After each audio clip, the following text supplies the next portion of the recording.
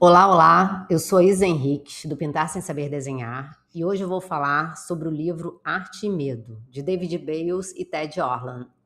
Eu vou trazer um pouco do ensinamento dos autores, com as minhas percepções e considerações. Eu vou deixar na descrição do vídeo o link para o livro, para quem quiser comprar. Então, bora lá começar. Você acredita que a criação artística se baseia fundamentalmente no talento? Bom, se a sua resposta é sim, você e boa parte da população mundial pensam da mesma forma. A maioria nem tenta porque não nasceu com o dom da arte, né? Eu mesma já estive nesse lugar. Bom, isso é papo para outro vídeo, mas resumidamente, eu demorei muito a começar a pintar porque eu não sabia desenhar. Desenhar eu sei, né, acho que todo mundo sabe, mas o que eu falo desenhar é no patamar do que eu queria pintar, um estilo figurativo, realista. O meu desenho é nível básico, básico, básico. Eu acho até que eu já evoluí um pouquinho, né, com a prática até da pintura mesmo, você ter um olhar mais atento às formas, composições e tudo mais, mas o desenho mesmo continua basicão. E aí por isso eu achei durante muito tempo que a pintura não era para mim. Eu demorei a começar, mas depois assim que eu achei uma forma de passar o desenho para a tela, isso me destravou. Não sei se essa história interessa a você, mas se quiser saber mais sobre ela, escreva lá nos comentários que eu faço um vídeo contando. Bom, e os autores David e Ted trazem essa ideia, esse mito que muita gente coloca como verdadeiro, de que a criação artística se baseia fundamentalmente no talento. E aí complica, né? Ou você tem ou não tem. E se você, assim como eu, não nasceu desenhando super bem desde criancinha, ferrou. Joga fora as tintas, duas telas. É a ideia de que a grande arte é produto de gênio, a boa arte do quase gênio, e talvez para quem não tenha nascido com esse talento e que teve que desenvolvê-lo, como eu, deve sobrar a arte medíocre, né? Mas não é bem assim. David e Ted começam o livro discordando dessa opinião, e eu super concordo com esse discordar deles, né? E é com esse gancho inicial, eles listam algumas premissas básicas relacionadas ao trabalho de se dedicar à sua arte. Premissas que colocam poder e, portanto, a responsabilidade por suas ações em nossas próprias mãos. E ter esse poder pode ser assustador, mas é algo muito bom também. A criação artística é a primeira premissa aí, né? A criação artística envolve habilidades que podem ser aprendidas. Em grande medida, tornar-se um artista consiste em aprender a se aceitar, o que torna o seu trabalho pessoal, e em seguir sua própria voz, o que torna seu trabalho singular. Claramente, essas qualidades podem ser cultivadas, e mesmo o talento raramente se distingue, a longo prazo, da perseverança e de muito trabalho árduo. Bom, para ilustrar isso, eu vou trazer o exemplo do Ed Sheeran. Para quem não conhece, Ed Sheeran é um cantor e compositor britânico que hoje lota estádios no mundo inteiro, conhecido por músicas que fazem muito sucesso e assim agradam a todas as idades. As minhas filhas de 10 anos adoram, eu super curto as músicas dele também, né? E ele, num programa de entrevistas britânico, revelou que, apesar de ser visto hoje como naturalmente talentoso, a sua habilidade foi fruto de muita construção. Vou trazer aqui uma frase dele, né? Eu não era um bom cantor. Eu tive que praticar muito para chegar onde estou. Porque muitas vezes é isso, né? A gente vê ali o artista cantando maravilhosamente bem e fala, nossa, que voz de anjo, nasceu assim, e às vezes não é a realidade, né? Aí nessa entrevista, eu vou deixar o link dela na descrição do vídeo, o Ed Sheeran mostra um trecho antigo dele cantando mal quando jovem, e é um exemplo real de que a criação artística envolve habilidades que podem ser aprendidas. E aí, quando eu estava vendo esse vídeo dele, eu fui ler alguns comentários, né? E logo assim achei um que falava, né? Por mais estranho que pareça, mas considerando o fato de que sou um músico com uma voz não muito boa, isso realmente me dá esperança. Então, assim, você vê a importância também de falar sobre isso, né? Porque às vezes a gente não se liga, a gente está se comparando com quem já está assim há muito tempo pintando, há muito tempo atuando, há muito tempo cantando e fala, nossa, eu sou uma merda. Mas não é assim, né? A pessoa já ralou muito, muito, muito mesmo ali. Bom, uma segunda premissa aí é que a arte é feita por pessoas comuns, como você e eu, né? Se a arte é feita por pessoas comuns, então é preciso admitir que o artista ideal também é uma pessoa comum, como você e eu. E com toda a gama das características que os seres humanos reais possuem, né? Essa é uma grande pista sobre a arte, pois sugere que nossas falhas e nossas fraquezas, embora muitas vezes sejam obstáculos, né, para a realização do nosso trabalho, também são uma fonte de força, né? É normal, portanto, durante o processo, nos depararmos com hesitação, excesso, tentativa, erro, faz parte da nossa humanidade, né? E talvez o que diferencia um trabalho do outro não seja a ausência de falhas, mas o jeito como cada um transforma essas falhas em caminho. Eu vou exemplificar, né, esse texto, essa parte, né, do que eles falam com uma obra autoral. Essa aí é a Mar de Alegrias, né? A Mar de Alegrias começou com uma ideia bem definida, não era nada, não, enfim, não era nada não. Ela tinha esses dois meninos, né? Já era assim, né? Tinha essa vibe da risada, da cumplicidade, da alegria, mas assim, a técnica que eu ia usar para essa pintura era muito longe disso. Eu ia fazer uma pintura acrílica ali, normal, né? Então eu tinha essa ideia na minha cabeça, bem definida. Mas veio a realidade, né? Na prática, a pintura foi fugindo do que eu estava completamente, do que eu planejei para ela, né? O que eu tentava fazer não se sustentava na tela, né? Eu não conseguia traduzir a minha ideia para tela e estava dando muito errado, né? Aí eu fiquei um tempo frustrada, enfim, passei um tempo ali naquela questão ali do erro, né? E aí eu percebi que não adiantava insistir naquela direção, aquilo estava dando errado, então eu tinha que buscar um novo caminho. E aí quando eu parei de forçar, eu comecei a, enfim, pensar alternativas, o que eu podia fazer, e aí resolvi pegar a espátula e ir colocando a tinta, né, uma carga maior de tinta, com esses tons, em tons de azuis, um pouquinho de verde, cinza, e fui assim um pouco mais sem ter tão planejado, né? Não tinha mais aí, eu já tinha perdido meu plano inicial. O plano continuava sendo as sensações que eu queria trazer para a pintura, mas a técnica já era, enfim, estava fluindo, né? Eu, claro, mas eu queria que esse trabalho funcionasse. E aí foi nesse movimento que a pintura acabou encontrando um outro rumo, e o que no início era um problema, para mim acabou se tornando o erro se tornou um acerto, e o que era um problema acabou definindo o trabalho, né? A sensação que eu tenho é de que o ponto de virada não foi só técnico, né? Não foi assim, eu mudei a técnica e resolvi o problema. Foi mais uma questão de mentalidade, né? A mentalidade, eu parar ali, respirar, tentar ver de outra forma, tentar buscar alternativas, né? Aquela hora que a gente tem que se acalmar diante do caos, porque quando dá errado, assim, eu me sinto mal, fico chateada. Eu estou trabalhando isso, né? Mas ainda, enfim, continuo trabalhando. E aí sair desse lugar, tentar buscar um caminho, foi o que tornou essa pintura possível. Bom, a outra premissa é que fazer arte e contemplar a arte são diferentes em sua essência, né? Fazer arte proporciona um feedback desconfortável, preciso, sobre a lacuna que inevitavelmente há entre o que você pretendia fazer e o que você realmente fez. Assim, tem muito a ver com essa pintura anterior aí, né? Muitas vezes a gente pensa em um quadro, uma escultura, uma tecelagem, na nossa cabeça, nossa, tá ali maravilhosa, peça final, imaginamos as formas, as cores, a composição, mas nem sempre o resultado que alcançamos é o imaginado, né?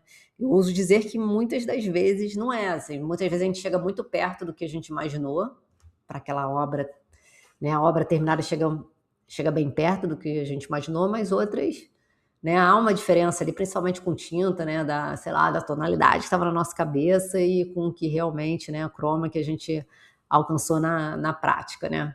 E aí foi justo o que aconteceu no exemplo anterior, naquela mar de alegrias. Eu imaginei, eu idealizei, mas na prática eu caguei tudo, né? E dessa vez eu consegui transformar o erro em acerto. O tal do fazer, né, do limão uma limonada. Mas tem vezes que a solução é passar a tinta por cima e começar tudo do zero, assim. Às vezes eu perco, né, tela, porque, cara, deu muito errado, aí você tenta consertar, não dá certo, aí cai. É sofrido às vezes. E esse processo é um processo do artista, né? Para quem vê, o autor fala que o que importa é o produto, o espectador, né? Ele está preocupado ali com o produto, com a obra de arte finalizada. O trabalho do espectador é o que for, né? É se emocionar com a arte, se entreter com ela, ganhar muito dinheiro com ela, seja lá o que for. Mas é muito diferente, né, do artista, né? O seu trabalho como artista é aprender a trabalhar no seu trabalho. E neste ponto, a criação artística pode ser uma atividade bastante solitária e ingrata. Praticamente todos os artistas passam parte do seu tempo, e alguns artistas passam praticamente todo o seu tempo, produzindo trabalhos que não interessam muito a ninguém. E aí vamos falar sobre um outro ponto, né? A função da grande maioria das suas obras é simplesmente ensinar você a criar a pequena fração que se destaca. E aí eles colocam, né, uma das lições básicas e difíceis que todo artista deve aprender é que até mesmo as obras que não deram certo são essenciais, né? Porque assim, na nossa produção a gente quer o quê? 100% de aproveitamento das obras, né? A gente quer que tudo que a gente produza seja maravilhoso, seja, pô, 10 de 10, né? A gente não quer perder obra ou achar que aquele trabalho ficou mais ou menos, não ficou tão bom. E por isso que é tão importante a gente ter isso em mente, né? Nós somos humanos, como a gente falou anteriormente, né? Nós vamos errar, vamos, então, assim. E a gente só vai ficar melhor produzindo trabalho, trabalhando, né? Entender isso muda muita coisa quando você está diante de um trabalho que deu errado, né? A gente chama que deu errado, mas aí você tem que lembrar, não. A função da grande maioria das minhas obras é simplesmente ensinar-me a criar uma pequena fração que se destaca. Porque na real, a maior parte que a gente produz não vai ser uau e tudo bem, né? Quando isso fica claro, tira um peso, tira daquele lugar de sofrimento, de achar que tem algo errado com a gente, porque muitas vezes a gente acha, né, que se o trabalho tá ruim é porque a gente é ruim, e não é isso, né? Muitas vezes há essa ideia de que o trabalho fracassou, nós fracassamos. E no fundo é uma mudança na forma de encarar o erro, né? Isso que a gente tem que buscar, ver o erro de outra forma, né? Não o erro como erro, mas o erro como um processo. As obras que não são tão boas, elas são o caminho, né? Elas estão nos levando do caminho da evolução. Acho que é essa forma que a gente tem que pensar no aprendizado. Elas fazem parte desse processo de evolução, de aprendizado, de experimentação, de descoberta. Se a gente sempre ficar fazendo também aquela mesma coisinha que a gente já sabe que faz bem, vou fazer isso. Porra, só vai fazer isso, né? Cara, vai experimentar, vai fazer merda, vai criar outras formas, que senão você não vai evoluir como artista, né? Você vai fazer mais do mesmo. E aí tem uma virada importante de mentalidade, que é abandonar o pensamento, né? Que merda que eu fiz, que merda que eu fiz.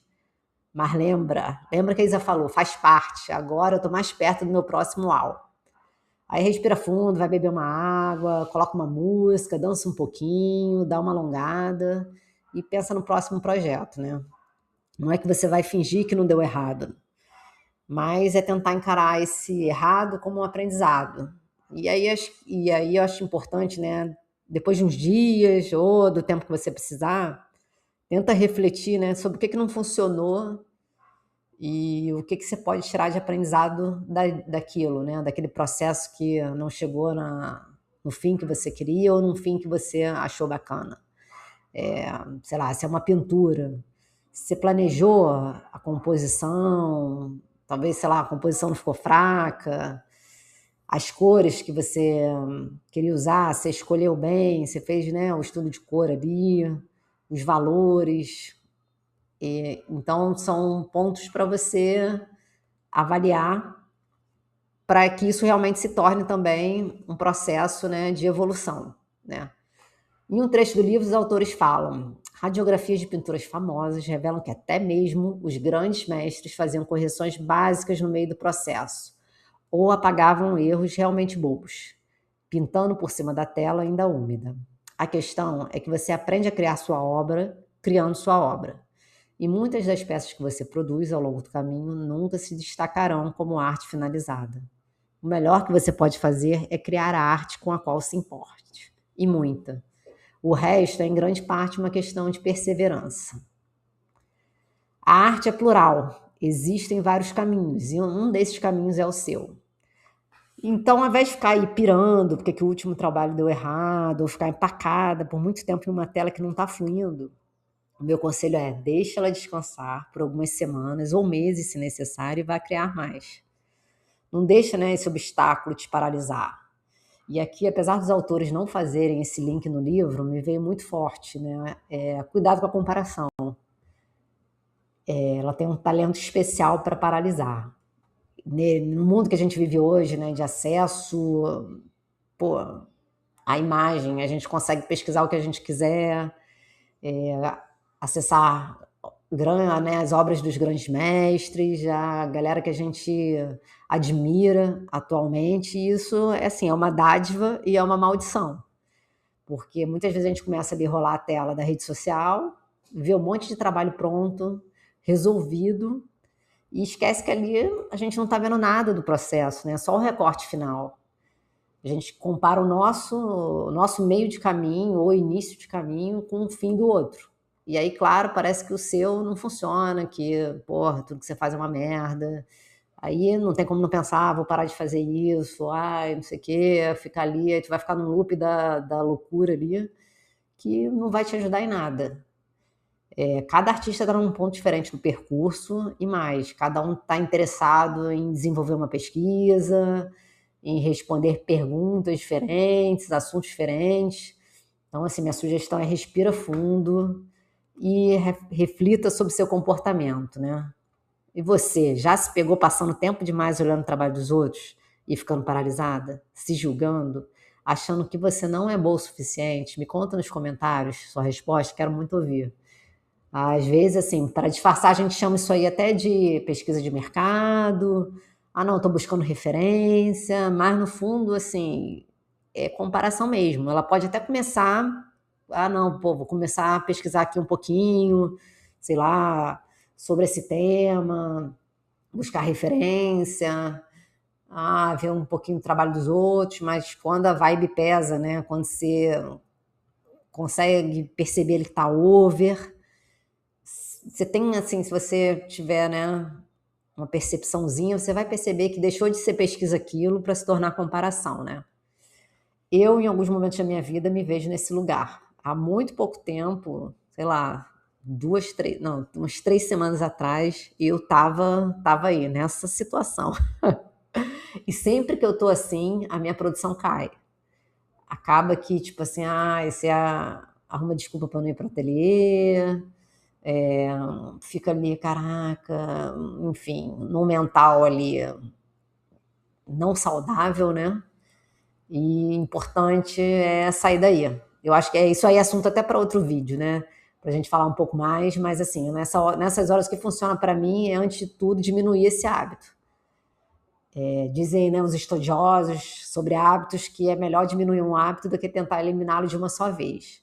Então, assim, sei lá, se eu tô no Instagram, ou se eu tô na internet, não vou acessar aqui. Vou acessar outras coisas no meu perfil pessoal.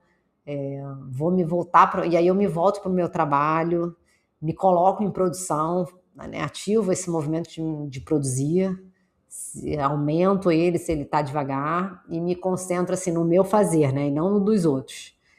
Os outros são os outros e eu sou eu. Porque no meio de tanto caminho possível, o único que realmente sustenta é aquele que você consegue percorrer. Né? Com essa reflexão que eu termino o primeiro vídeo sobre a análise do livro, Arte e Medo, eu resolvi fracionar para não ficar tão pesado, um vídeo tão longo. Tem muita coisa ainda para falar, então não vai ser só mais um vídeo, vão ser outros. O link para o livro tá na descrição do vídeo. Quando eu publicar o próximo vídeo, também vou colocar ele aqui na descrição do vídeo. E muito obrigada pelo seu tempo. Aproveite para se inscrever no canal e até a próxima. Um beijo e boa semana. Tchau, tchau.